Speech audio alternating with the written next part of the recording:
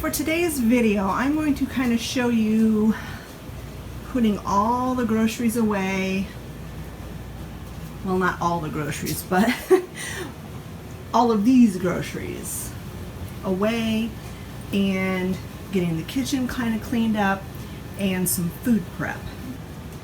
So let's go ahead and get started, and this will probably span a couple of days. So the first thing I'm going to do is going to get this counter cleaned off. Some of this stuff was here from earlier today, and I need a workspace, so I'm going to clean this counter off.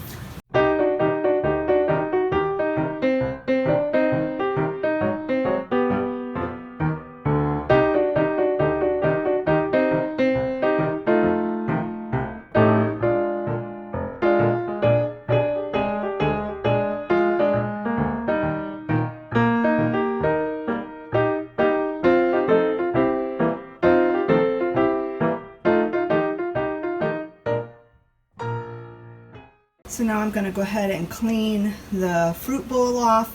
Some of those apples are kind of yucky. I'm going to pull everything off, wipe the fruit bowl out, and then put the fresh fruit back in there.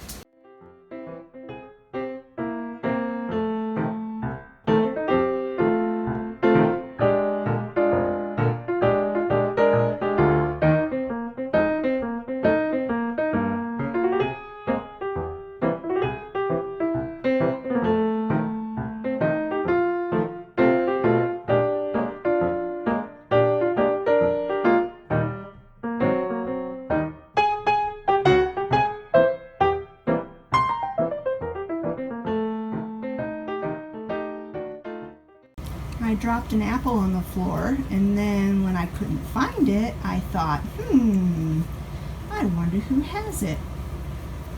Well, I see who has it. Oh well, it won't hurt him. I'll just let him eat it.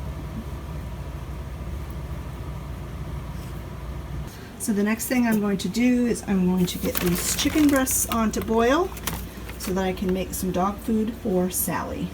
And while that chicken gets started boiling, I'm going to go ahead and put these foods away in their containers.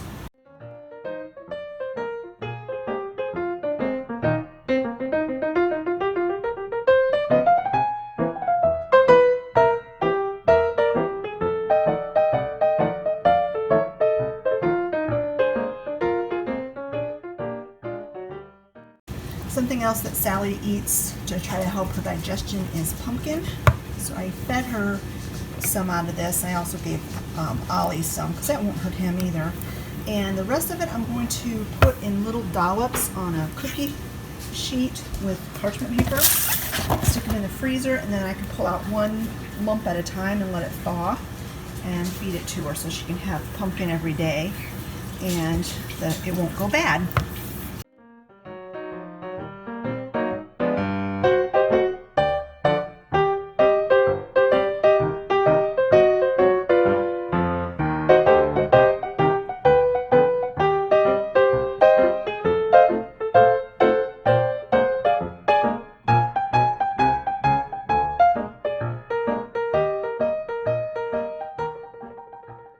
This is how I saw someone on YouTube cut a melon, and I thought I would give it a try, and I actually kind of like it. I think it's a little bit easier. There's less waste. Olivia did make a point that there's not as much for the chickens to eat, but they can still eat the white parts, and I cut off kind of some of the pink for them. But there's a lot less waste than the way I used to cut watermelons. So as you saw, I cut it in half, and then you cut the tip off, and then you lay it down and cut all the rind off.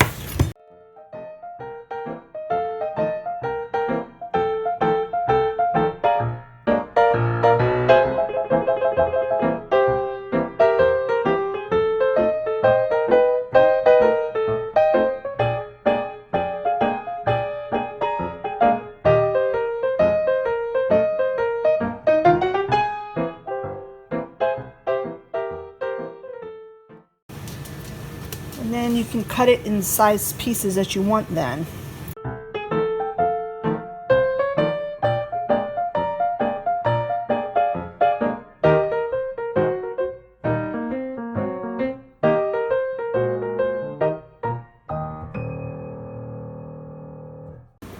And then of course you have to share some with the doggies.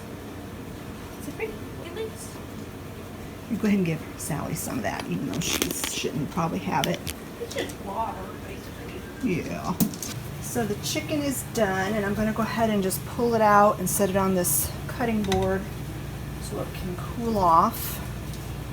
I'll probably dice it up tonight or today once it's cooled, and then I'll finish making her dog food tomorrow, because I've still got a few other things to do today and my back is starting to talk to me. I started putting veggies in it when I first started making this for her, and she didn't really eat the vegetables, so I'm not going to put veggies in it until her tummy is completely better. But I think more than likely she will be on homemade food probably forever now. She eats it better, and she really does not like the dog food that we switched him to. She was on the Blue Buffalo for sensitive stomachs, but then we switched her to Purina 1 for sensitive stomachs because that's what Oliver's on, and I thought it would just be easier to have them both on the same dog food. But she just really does not like the Purina 1. And yes, we took it very gradually. We very gradually changed her dog food, because I know some of you might think that that's why she's having so many digestive issues, but no, she's started this digestive issue when she was on those antibiotics for the Lyme's disease. And I just think her gut is all inflamed, and it's going to take a while for it to settle down. I think that's probably her problem.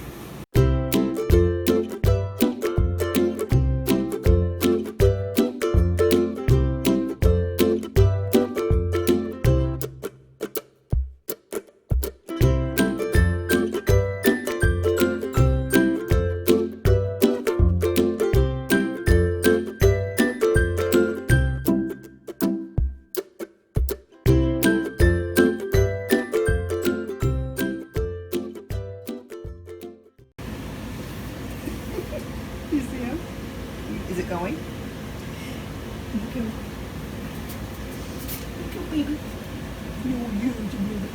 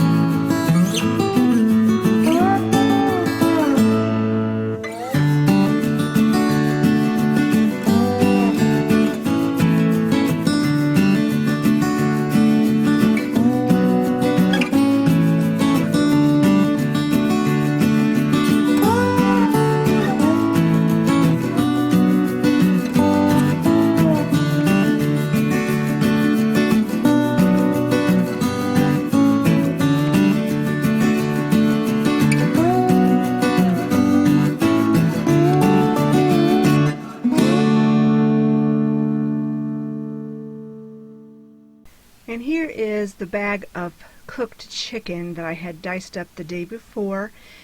And by the time I got to this point in the day, my back was killing me and I just knew I couldn't do any more.